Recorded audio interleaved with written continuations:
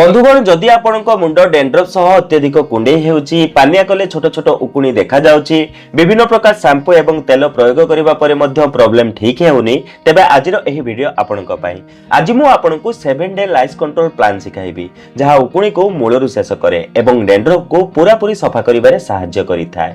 एही रेमेडी संपूर्ण भाबे सेफ अटे जहा को आपणक पिलांक केसरे मध्य यूज करि परिबे एवं सबुठु भलो कथा हला एही रेमेडी बनिया पई आपणकु कोनोसी दामी प्रोडक्ट आवश्यकता पड़िबो नाही केवल किछि सिंपल घरोई सामग्री सहायता रे आपण एहाको बनै परिबे।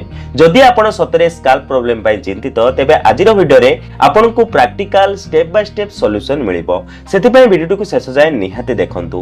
बंधुगण बहुत लोक भाबी थांती एहा केवल डेंड्रफ अटे सेति पई सब दिन शैम्पू एवं तेल बदलै थांती किंतु जेबे कुंडियाण बढ़ी जाय एवं पानिया रे छोट छोट उकुणी देखा जाय तेबे से माने बुझंती प्रॉब्लम केवल डेंड्रफ पई नुहे बरं स्काल्प इन्फेक्शन एवं लाइस उभयर मिक्स अटे सेथिपाई केवल अधा अधूरा ट्रीटमेंट करिबा द्वारा प्रॉब्लम बारंबार होई थाए।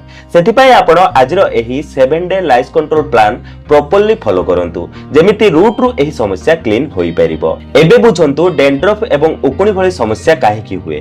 बंधुगण आम स्काल्प रे नेचुरली अल्प ऑयल एवं मॉइस्चर थाए जा स्किन को प्रोटेक्ट करि थाए। जेबे स्काल्प बहुत ड्राई होई जाय बा बहुत ऑयली एवं डाटी रहिबाकु लागे तेबे सेठारे फंगस ग्रो हेबाकु लागे फଳରେ डेंड्रफ इचिंग एवं फ्लेक्स बढ़ी जाए एवं जेबे स्काल्प रे इचिंग एवं फ्लेक्स रही थाए तेबे उकुणी रहिया पई परफेक्ट जगह मिल जाए। सेति केवल शैम्पू चेंज करिबा द्वारा एवं ऑयल लगेबा द्वारा प्रॉब्लम कंप्लीट सॉल्व होई न थाए।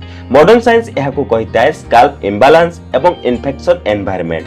आयुर्वेद एहाको कहिताय जेबे कफ एवं पित्त स्काल्प रे डिस्टर्ब हुए तेबे इचिंग फ्लेक्स एवं पैरासाइट्स ग्रो हेबाकु लागे सेति पई इफेक्टिव सॉल्यूशन ताहा अटे जहा स्काल्प को क्लीन करे इन्फेक्शन को कंट्रोल करे एवं स्काल्प को बैलेंस करे। एही लॉजिक उपरे बेस्ट अटे आजिर हमर एही 7 डे लाइस कंट्रोल प्लान जहा केवल सिम्पटम्स रे नुहे रूट कॉज उपरे काम करि थाए।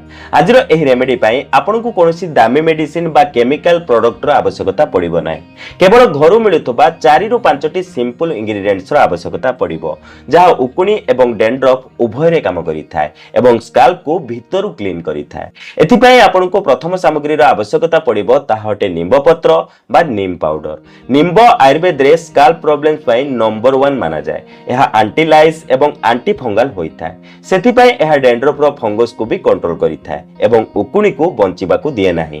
द्वितीय सामग्री आपन को एथि पई आवश्यक नडिया तेल बा coconut oil. Coconut oil scalp को नरिश करि थाए एवं ड्राइनेस को कम करि थाए। तेल सहित निम्बर इफेक्ट आहुरी अधिक स्ट्रांग होई जाय फଳରେ उकुणी केसरे रहिबा मुश्किल होई जाय। तृतीय सामग्री आपन को एथि पई आवश्यक कर्पूर बा कैम्फर।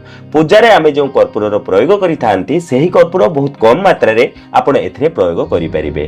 कर्पूर एंटी इच एवं एंटी लाइस होई थाए। एहा कुंडियाण को शांत करि थाए एवं उकुणी को वीक करिबारे सहायता करि थाए। जदि कर्पूर रो प्रयोग करिबा को चाहू नांती तेबे ताहा बदल रे टी ट्री ऑयल रो प्रयोग मध्य करि परिबे। चतुर्थ सामग्री आपन को एथि पई आवश्यक रिठा बा सॉफ्ट नट। रिठा एक नेचुरल क्लींजर अटे एहा स्काल्प को जेंटली क्लीन करि थाए फ्लेक्स एवं डेड स्किन को काढी थाए एवं उकुणी को केसर लूज करि थाए। पंचम एवं शेष सामग्री आपन को एथि पई आवश्यक सिकाकाय। सिकाकाय हेयर एवं स्काल्प पई माइल्ड हर्बल शैम्पू भली काम करि थाए। एहा डेंड्रफ को क्लीन करे स्काल्प को सूद करे एवं केस को रफ हेबारु बंचै थाए। सिकाकाय बदल रे आपन एथिरे 1 चमच आमला पाउडर बा मेथी दानार प्रयोग मध्य करि परिबे। हेले एही प्लान केवल उकुणी पई नुहे बरं डेंड्रफ एवं स्काल्प इन्फेक्शन उभय को टार्गेट करि थाए सेति पई रिजल्ट अधिक स्टेबल एवं लॉन्ग लास्टिंग मिलि थाए। एबे एही रेमेडी को केमिति प्रिपेयर एवं यूज करिबा को हेबो ताहा ध्यान देई बुझंतु कारण एहिटारे अधिकांश लोक भूल करंती। स्टेप 1 नीम ऑयल प्रिपरेशन। एक पात्र को 1 कप कोकोनट ऑयल नियंतु।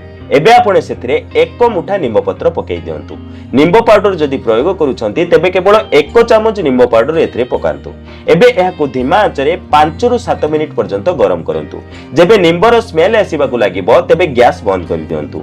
एबे आपण एहाकु संपूर्ण ठंडा हेबा पई छाडी दियंतु एवं तापरे आपण एहाकु छाणी नियंतु। एबे आपण गोटे छोट खंड पूजा कर्पूर को गुंड करी एथिरे पकई दियंतु। हेले सर्वदा मने रखंतु कबर्ड बा मस्किटो वाला कर्पूर एथिरे यूज करिवे नाही। एबे आपण एहाको तेल रे भलो भाबे मिक्स करि दियंतु। एबे आपणकर एंटी लाइस एवं एंटी डेंड्रफ नीम ऑयल बनी प्रस्तुत। स्टेप 2 राति रे लगेबार उपाय। राति रे सोइबा पूर्वरु एही ऑयल को स्कैल्प एवं रूट्स रे भलो भाबे लगांतु। लगेबा परे 5 रु 7 मिनिट हल्का मसाज करंतु। तापरे केस को सेक्शन वाइज भाग करी फाइन टूथ कॉम्ब बा उकुणी पानिया रे भलो भाबे कुंडांतु। एहा करिबा द्वारा उकुणी एवं ताहार एक्स लूज होई जाय। तापरे केस रे गरम टॉवेल 5 रु 10 मिनिट जाय बांधी की रखंतु। एमिति प्रकार स्कैल्प को हीट देबा द्वारा ऑयल अधिक भलो भाबे काम करिथाय। स्टेप 3 नेचुरल वॉश जहा को आपण अल्टरनेट डे रे करि परिबे। सेथि पय आपण 2 रु 3 टी रिठा 1 चमच सिकाकाय एवं अल्प निंब पत्र को एक वाला पानी रे पकेई राति सारा भेदिया पय छाडी दियंतु। सकाळु एही पानी को गैस रे बसेई 5 मिनिट पर्यंत बॉईल करंतु। तापरे गैस बंद करि दियंतु एवं एहा को संपूर्ण भाबे ठंडा हेबा पय छाडी दियंतु। तापरे आपण एहा को छाडी नियंतु।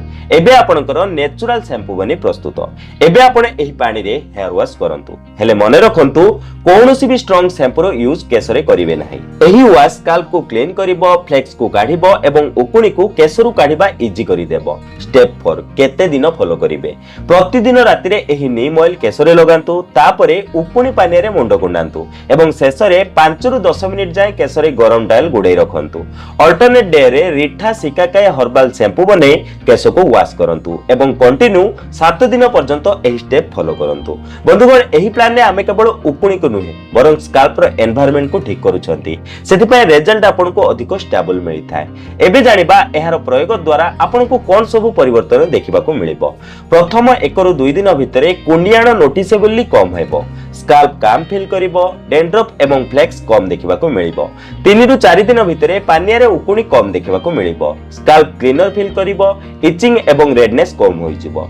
5 रु 7 दिन भितरे मुंडरे उकुणी शेष हेबो, डेंड्रफ स्कैल्प रु सफा होई जिवो, केस टाइटर एवं फ्रेश फील करिवो एवं न्यू लाइफ स्टिक हेबा मुश्किल होई जिवो। एहा कोनोसी गोटी रातिर मैजिक नुहे। एहा 7 दिन रो प्लान अटे जहा स्कैल्प रो एनवायरनमेंट को ठीक करिथाय। जदि आपण एही रूटीन को फॉलो करिवे तेबे रिजल्ट नेचुरली स्टेबल मिलिथाय। जदि आपण चाहुचंती एही 7 डे प्लान रो रिजल्ट आहुरि अधिक फास्ट एवं क्लीन मिलो तेबे एही छोटो बोस्ट स्टेप निहाती फॉलो करंतु। प्रथमतः डेली सकाळु एवं संध्या रे फाइन टूथ कॉम्ब बा उकुणी पानी रे केस को सेक्शन वाइज भाग करी मुंड कुंडांतु। एथिरु नीड्स बा उकुणी रो अंडा केसरु बाहरी जाय एवं री इन्फेस्टेशन बंद होई जाय। द्वितीय रे पानिया पिलो कवर एवं टावल को गरम पानी रे धोई सुखै दियंतु। एही स्टेप बहुत इंपोर्टेंट अटे नहले उकुणी पुणी आसी पारे। एही रेमेडी सहित किछि प्रिकॉशन रो ध्यान रखिबा मध्ये निहाती आवश्यक। जेमिति कि एथिरे केवल पूजा कर्पूर रो प्रयोग करंतु एवं पूरा अल्प मात्रा रे कर्पूर रो प्रयोग करंतु। कर्पूर रो अधिक प्रयोग करबा द्वारा स्कैल्प रे ज्वलन भली समस्या होई पारे। रिठा सिकाकाय शैम्पू को प्रथमे संपूर्ण ठंडा करंतु तापरे छाणी यूज करंतु।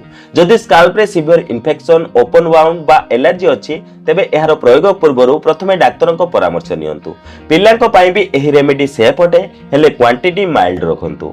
मने रखंतु एही प्लान सपोर्टिव रूटीन अटे ना कोनोसी मेडिसिन रो रिप्लेसमेंट। जदि आपण सतरे उकुणी एवं डेंड्रफ भली समस्या पई चिंतित तेबे एही 7 डे लाइफ कंट्रोल प्लान को पूरा 7 दिन निहाती फॉलो करंतु। वीडियोटी यूजफुल लागितले गोटे लाइक निहाती दियंतु कारण आपण को गोटे लाइक आ कोनोसी पेरेंट बा स्टूडेंट को हेल्प करि पारे।